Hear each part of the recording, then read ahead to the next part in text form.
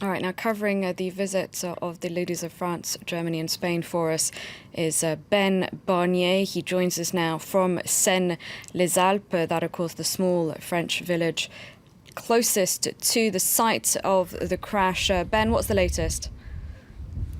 Well, the latest, as I was hearing what was saying on set, is for sure you have several things happening at the same time here, because of course, we just saw that the officials, Francois Hollande, Angela Merkel and Mariano Rajoy just landed in Seine-les-Alpes, right behind where I'm standing. And this is going to be an important part of the day with official meetings with families of the victims, maybe a minute of silence around 4 p.m. Paris time, and for sure a large meeting in Vernet, a town just outside Seine-les-Alpes. And now there's something else happening at the same time, just as important, and it's the investigation itself. And this part of the action, if I may say, is being led by the prosecutor around meetings in the town hall with several people, including from the firefighters units, from the experts medical units, from the psychological units, and they are trying to make sure they can make the most of the day to try and gather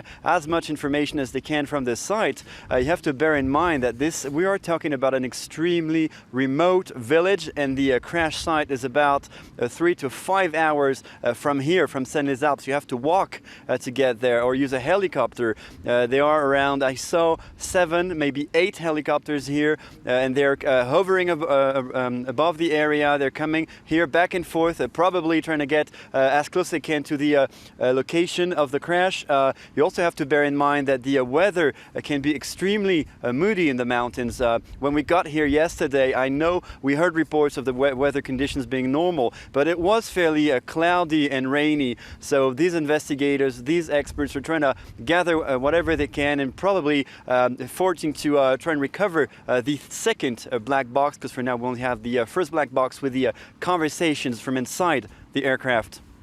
Yes, a very tricky operation indeed because of the remoteness of the area and debris scattered over 1.5 hectares. Now, what's it like for the locals there? It's a small village hosting now 3 European leaders, and of course you're one of many journalists down there. As well, yes, exactly. Many journalists, French television stations, international stations from the US, some of them from Asia, from all around Europe, from Germany, of course, since many of the victims were from Germany, Spanish television stations. So people here are a bit curious to see what's happening here. It's very unusual for people in Seine-les-Alpes to see hundreds of journalists, to see the president of 3, or the leaders of 3 countries. So there are people just walking around, trying to walk on some of the hills, trying to catch sight of what's happening. Right behind me, where the location where the official helicopters landed, there were people that were trying to climb on a hill, a fairly high hill to be said, to try and see some of the action, because for now they're not going to see the news on television, but in real life, and it is something to be considered. There's also, of course, and obviously, a clear element of shock and compassion. As you heard, residents have offered to host some of the families of the victims. More than 900 beds have been made available. I mean, maybe not just for families of the victims, but maybe also for some of the gendarmes, the members of the military police, members of firefighters, an estimated 300 firefighters here dispatched in the area. So we were talking about residents that want to see the action, but not just that. They want to be a part of it. They want to help whatever they can they can provide, because this is again a small ski, not really a ski resort, a small town in the French Alps. Nothing like the big famous ski resorts in France, such as Avoriaz or Megève. So there is limited availability in terms of lodging. Ben, Doug Herbert again.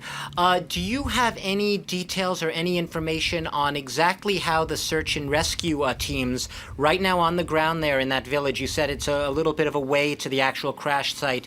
What they are going to physically be doing today, how they are going to be conducting their search and recovery mission, what that involves, and a little bit about the teams who are going to actually be doing it.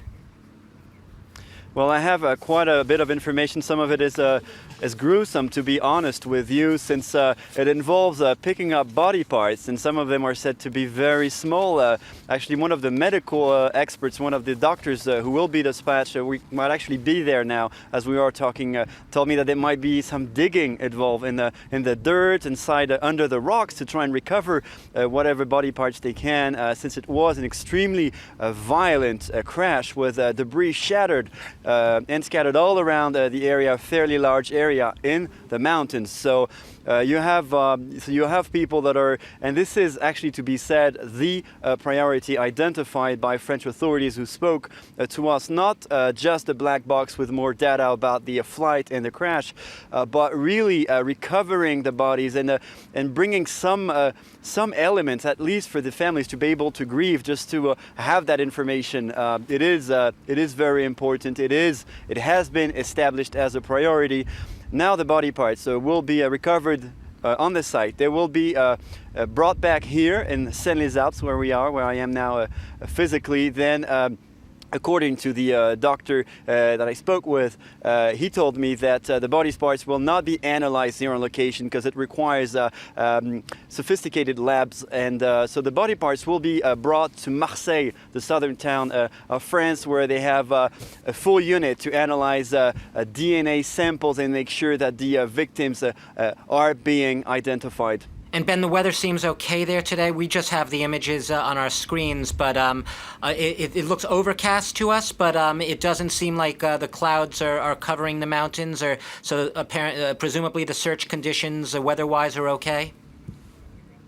I think it's difficult to say. If you've been in the mountains, you know that the weather can change extremely rapidly, and this is something that the rescue task are considering. The rescue operation people are considering the fact that the weather could just change in any minute. It is raining from time to time, so it is not just overcast. But and you have to consider as well that the altitude of the site where the crash happened is much higher. So when it is just raining here, it is actually snowing up there. So it is. I think the weather conditions are slightly better compared to yesterday, but they are not. They're far from perfect, and you have to consider that the people up there, the firefighters, the gendarmes, just have a few hours left before nighttime. They will probably, just like they did yesterday, have to interrupt, have to halt the rescue operations when the night comes.